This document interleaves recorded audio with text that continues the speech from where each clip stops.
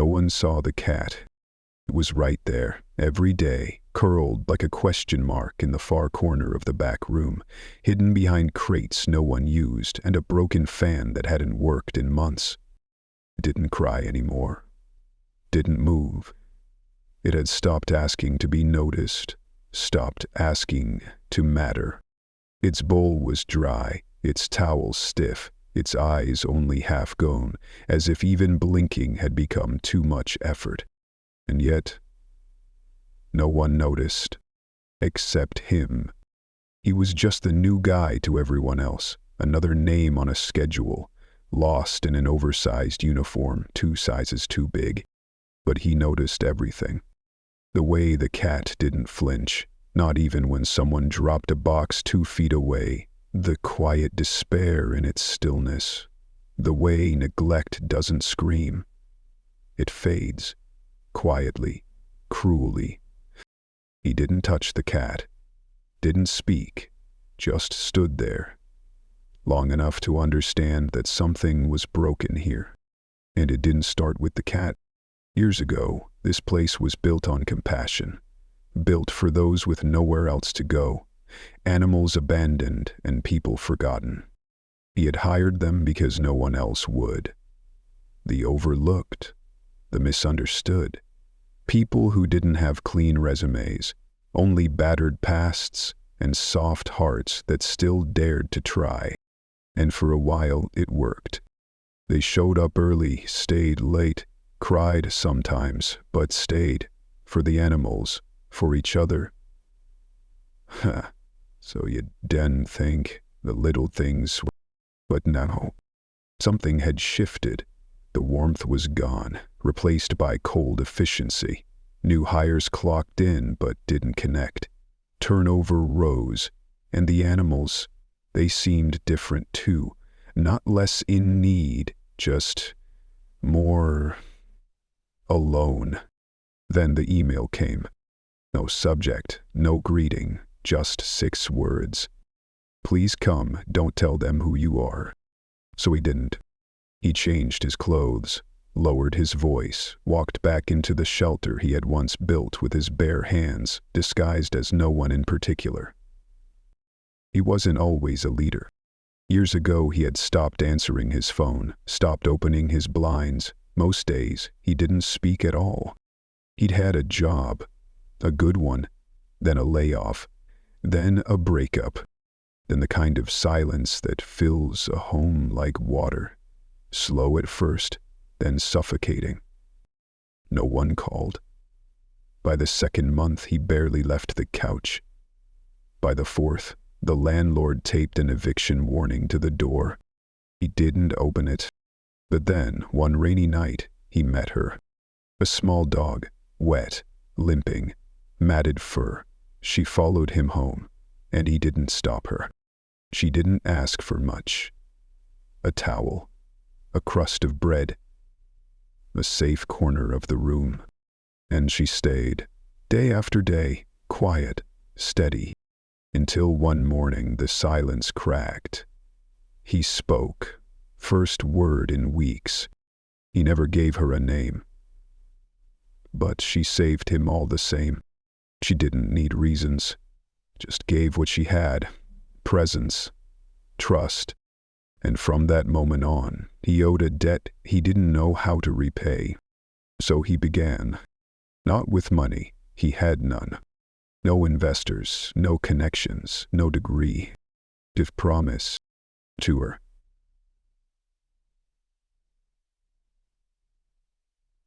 The one who stayed when no one else did. He sold his couch, took overnight shifts at a vet clinic, cleaned cages, saved every coin, skipped every comfort, until one day he had enough. Not much, but enough to start. He found a small building, painted the walls himself, built the first kennels from wood scraps, posted handwritten signs in grocery stores and alleyway bulletin boards. We take in animals, and we give people second chances.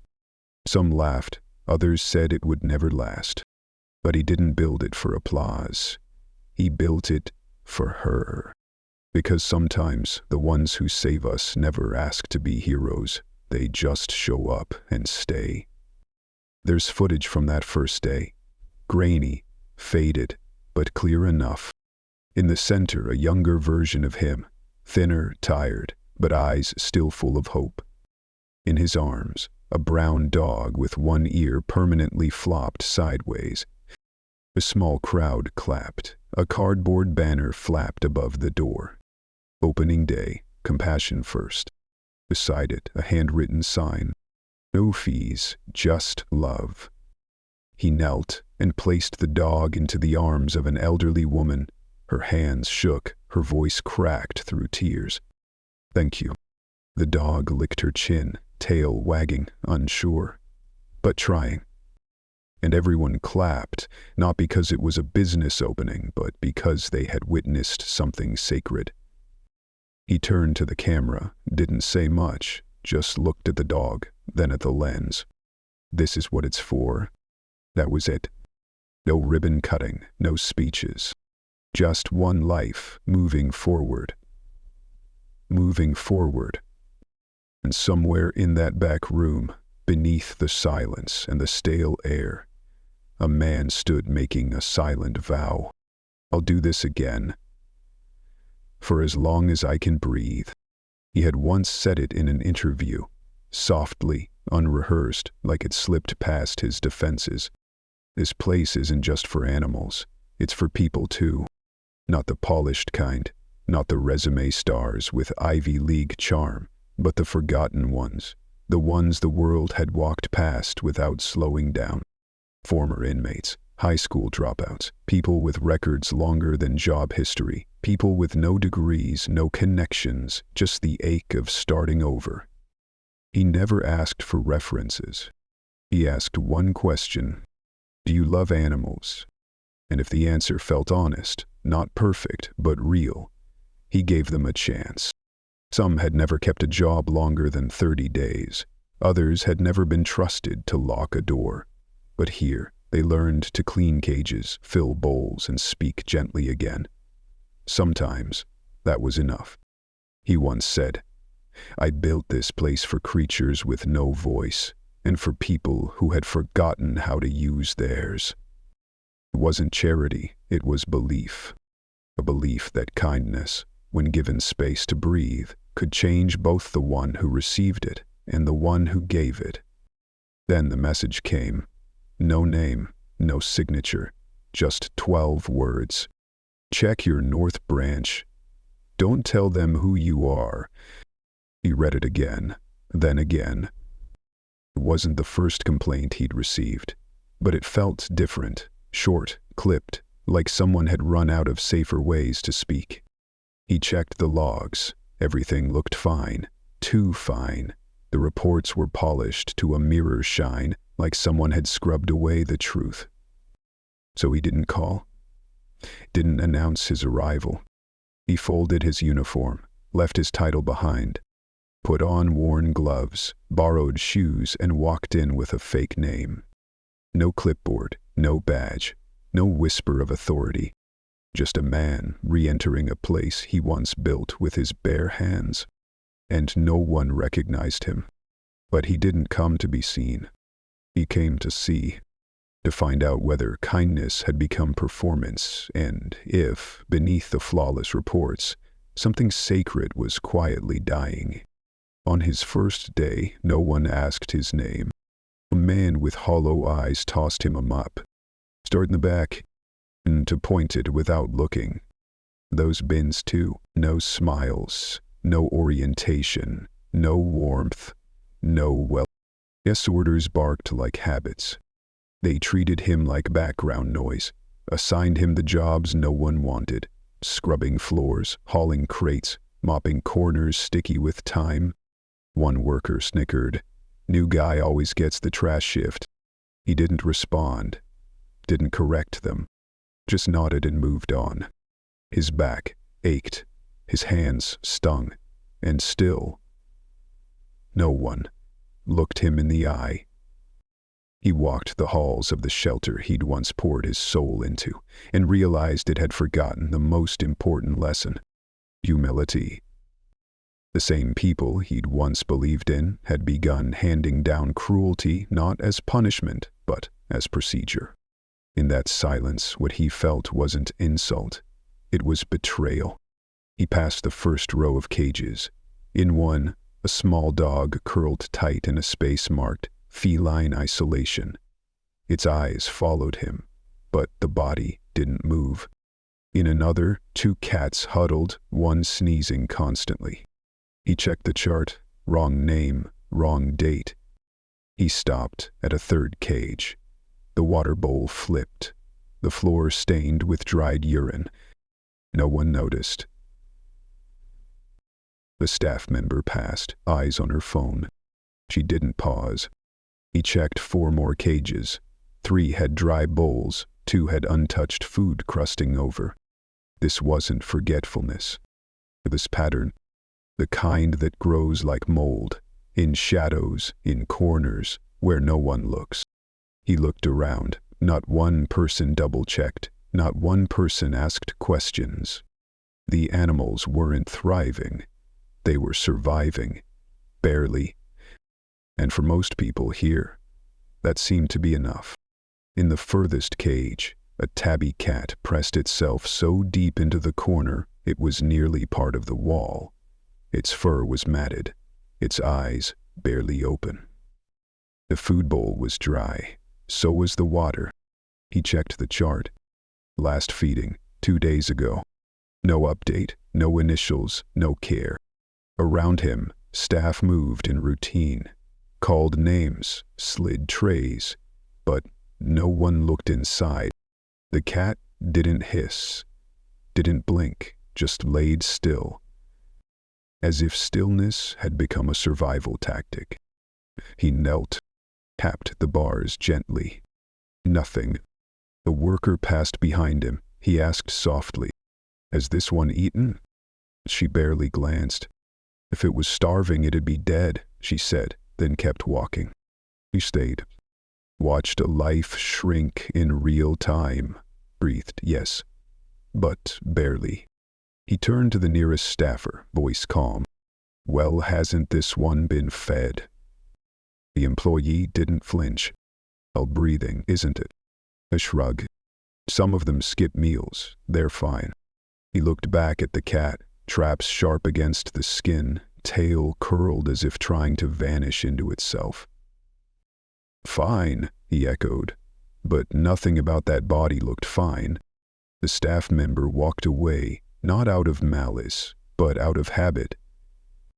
And somehow that felt worse. He knelt again, slower this time, softer. The cat didn't flinch, didn't turn its head, just stared, dull, distant.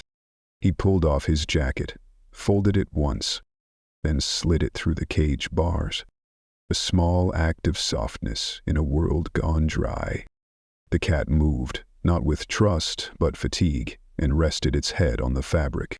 He watched its sides rise and fall, barely. There was no rage in his eyes, only grief and guilt, because this wasn't about one cat. This was about everything he had allowed to decay in silence.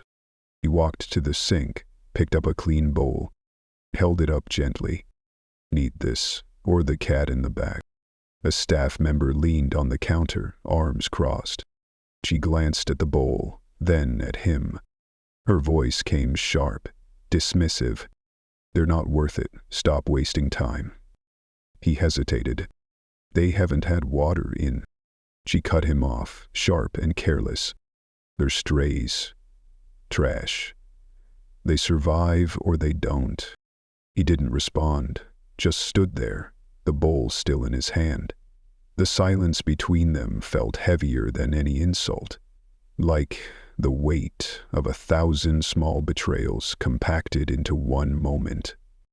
She turned away, without looking back. But he filled the bowl anyway, slowly, deliberately, because even if no one else cared, he wasn't going to let another life fade just because it was easier to ignore. His hands trembled slightly as he placed the bowl inside the cage. The cat didn't move. Didn't react. His hope had been something it buried long ago. From down the hallway, laughter echoed. A joke about a dog being too sensitive, then the dull thud of a crate kicked aside like it was debris. He didn't react at first, not with words. His voice came later, low, steady, worn from use but still clear. "I once believed in second chances," he said. "I hired the ones no one else would. The dismissed, the overlooked, the ones the world tossed out the way these animals are." He paused, letting the memory settle. They belonged, they knew pain, they knew silence. I thought that would make them kind.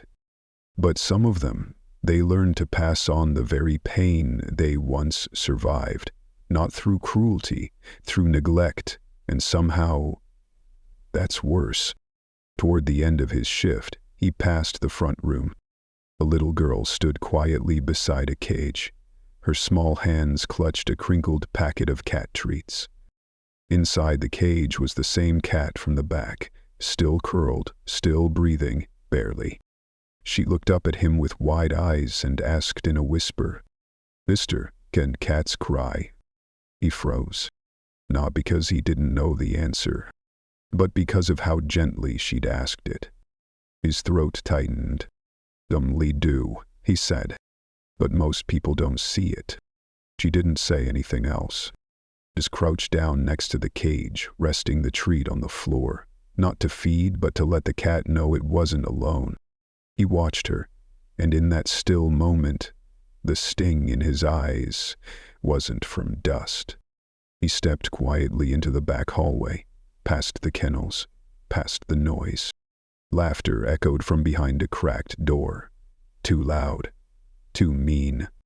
He leaned closer, just enough to see. 2 staff members stood over a trembling dog, its body pressed low to the floor, ears flat, tail tucked, shaking. One of them clapped loudly. The dog flinched, hard, legs sprawled out in fear. They burst into laughter. "Look at it jump," one of them cackled, "like a cartoon." A phone was out, recording. The screen glowed. They watched the clip again, laughing even harder the second time. He didn't step in, didn't shout. Early. Just watched, from the shadows. Because this was what it looked like when fear became entertainment, when vulnerability became a punchline, and care became comedy. In the back corridor, the lights flickered. The air was colder. Still, he looked up. No camera. No red light blinking. Silence. He checked the floor map. This hallway wasn't on it. No foot traffic, no logs, just a blind spot. And in shelters like this, blind spots were where things died. He walked slowly, each step echoing louder than it should. Doors lined one side, most closed, a few slightly ajar. He reached the last one, a plain wooden door with a broken latch. No sign, no lock, just dust on the floor and something just beyond. He pushed the door open, quietly. The smell hit first. Urine, decay, rot. Silence. The room was small, storage space maybe, no lights, just dim hallway glow bleeding in. 3 crates sat in the far corner. No names, no tags, no movement. One held a terrier, ribs like fence posts beneath thinning fur. Another, an old dog, eyes half shut, breathing ragged. The third, a kitten, still, too still. Its food bowl was dry, water dish tipped and crusted. He moved closer. Slow, gentle. The terrier flinched. The others didn't move. No blankets, no meds, no acknowledgement they even existed. This wasn't an oversight. This was a choice. A decision to stop seeing. And in a place built for compassion, that was the most violent thing of all. He knelt beside the older dog. Its skin was cracked, inflamed, weeping. Patches of fur gone. Eyes dull, each breath an effort. He reached out, careful. The skin near the shoulder was swollen, hot, infected, untreated. No bandages, no antiseptic, no attempt. This wasn't laziness. This was abandonment polished to look like policy. He pulled back his hand and sat still. Even pain this raw had gone unseen. This dog hadn't been left behind. It had been left to endure. He stood in the low light, fists clenched. 3 lives. 1 room. And still, no one came. His voice cracked as it escaped. I can't stay silent anymore. The words hung there, fragile, final. But he didn't move. Not yet. Because speaking was one thing, acting meant risk. And right now risk was real. He looked again at the sick dog, then back toward the hallway where footsteps echoed faintly. He wasn't ready to expose it all. Not yet. Not without knowing who still cared, and who had already forgotten why they ever did. He crouched, slipped one arm beneath the dog's brittle frame, the other cradling its chest. He was too late, bone under fur, and still breathing. He held it close. Its head rested weakly against his shoulder. No one saw him cry, but a tear ran down his jaw, falling silently onto the dog's back. He didn't weep for rescue. He didn't hold it to save it. He held it so it could remember what gentleness felt like. Just once more. Then, from the far end of the hallway, a figure. A woman, half hidden behind a stack of bins. She saw him, arms cradling the sick dog like it was something sacred.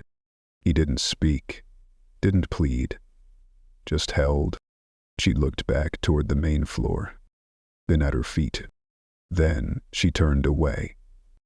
Didn't say a word.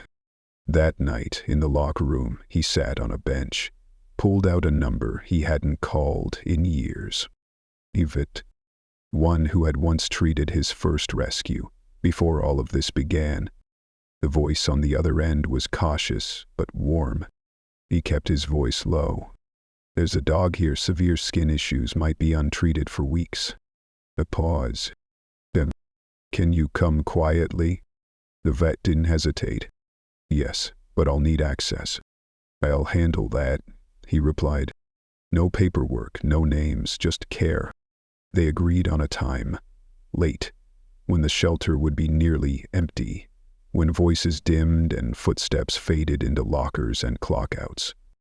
He ended the call, his heart pounded, not from fear of getting caught, but from the grief of realizing just how far things had fallen.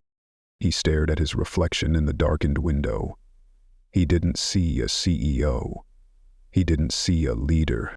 Just a man trying to fix what never should have broken. Later, as the shift dragged toward its end, a dog barked, sharp, startled. A staff member snapped around and smacked it across the snout. Not hard, not violent, but enough to quiet it, to punish instinct. The room fell still, for a breath. Then someone muttered. Noisy mutt. Mental, and that was it. No one reacted. The others just kept moving, like pain was normal, like fear had a schedule. He stood frozen beside the mop bucket. The dog backed into the corner, trembling, eyes locking with his for half a second, then dropping. His fists clenched, but he stayed quiet. Speaking now would expose too much. Eddie wasn't ready, not yet. He watched as the staff member laughed with someone else. Not cruel, not monstrous, just numb. And that, somehow, was worse. They were hired to heal, he whispered under his breath, not to hit. That night, after the last door slammed and the lights dimmed across the front lobby, he sat alone in the supply room. Shadows curled around the shelves. The air was thick with dust and unopened boxes. In his lap, a dog lay curled tightly, fevered, frail, trembling, without sound. Too late. Too still. It didn't bark, didn't whimper, just shook. Like it no longer expected warmth. He wrapped it in his jacket, held it close. No words, no music, just 2 breaths, one shallow, one heavy, trading silence in a room where noise no longer dared intrude. His hand moved slowly across its back, not to soothe, not to fix, just to remind the animal it wasn't alone. Somewhere nearby, someone laughed. A radio hissed with static. But in here, there was only the weight of knowing. Kindness in this place had become the rarest thing of all. At the front desk, an elderly woman stood, small, nervous. She held a tiny bag of treats, like it was all she had left. "Excuse me?" she asked, soft and unsure. "Where can I find—" Before she finished, a staff member snapped. "If you can't read the signs, maybe don't come here at all." The woman flinched. Eyes dropped. Her hand trembled as she stepped back. Silent now. The staff member rolled her eyes, turned to a coworker and muttered, "Old people always waste time." Someone nearby chuckled. No one stepped in. From across the lobby, he watched, jaw tight, unmoving. He couldn't reveal himself, not yet. But something broke inside him. Not loudly, but with the slow ache of disappointment. His skin tingled. This place, it wasn't just failing the animals. It was failing the people who needed gentleness most. He had built it to offer sanctuary. But now, cruelty wore name tags. And clocked in on time. That night, long after the doors closed, he sat alone in the back storage room. Lights flickered overhead. Crates lined the walls, untouched. Bowls lay half-filled with dust. His voice finally broke the silence. Not loud, not theatrical, just steady. "I built this place for the voiceless," he whispered, "for the ones no one else would hire, the ones no one else would save." He stared at the floor, his hands resting, limp, against his knees. "Why?" His voice cracked. "While they acting like the very people who once hurt them?" His throat tightened. They were supposed to remember, to understand. But they had forgotten. They stopped seeing pain, stopped being kind. And now, the very people who once needed shelter had become the ones making others feel unsafe. He leaned against the wall, exhaling slowly. It wasn't just betrayal anymore. It was heartbreaking. From his locker, he reached into the back pocket of an old coat, pulled out a wallet untouched for weeks. Dust clung to the corners. Inside, tucked behind expired IDs and bent receipts, was a photograph. A brown dog, one ear floppy, eyes impossibly kind. The one who found him in the alley all those years ago. He ran his thumb across the faded surface. The photo was cracked, the corners curled, but the feeling remained, sharp and vivid. That night, cold rain, shaking hands, and a wet nose pressing gently against his ribs. The dog had never asked for anything, just stayed, and in staying, saved him. He held the photo to his chest, not for comfort, but as a vow, a promise to remember what started all of this. Long after the last footstep faded, he returned to the back hallway. Quiet. One by one, he lifted them, the terrier limp but breathing, the older dog ribs sharp beneath thin skin. The kitten, light as a folded towel. He wrapped them in blankets he had hidden earlier. No alarms, no questions. Out the side door, into the back seat of his car. Every breath behind him felt like a countdown. The clinic lights were still on. The vet was waiting. No paperwork, no forms, just care. Under sterile lights, the vet leaned over the table, voice barely audible. "They're weak," he said, "but we're not too late." They arrived just in time. Inside that clinical room, time felt suspended. He stood silent, the weight of guilt, anger, and relief all tangled in his chest. The vet removed her gloves, voice calm yet unshakable. "They're still alive. Barely. The terrier's ulcerated. The larger dog is severely dehydrated. The kitten has a fever, eyes sealed shut, heart barely beating." He didn't need graphs or reports. The veterinary diagnosis was heavy in the air. "They weren't neglected by accident," the vet added without looking up. Realization they were abandoned. Deliberate. That cut deeper than any chart. Because it meant someone had seen and chosen to do nothing. The meeting room was already half full when he walked in. No disguise, no mock, just himself. Staff members froze mid-tap. Whispers flitted across the room. "Is that the new guy?" Waited. "Wait, that's the CEO."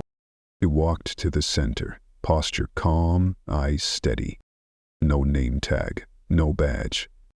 "This is not a routine meeting," he said, voice low but resolute. "This is a reckoning." Silence pressed outward, louder than any alarm. He pierced it with simple truth. "I walked among you. I saw everything." He clicked the first slide, grainy security video showing someone kicking a food bowl. A dog flinched, ignored.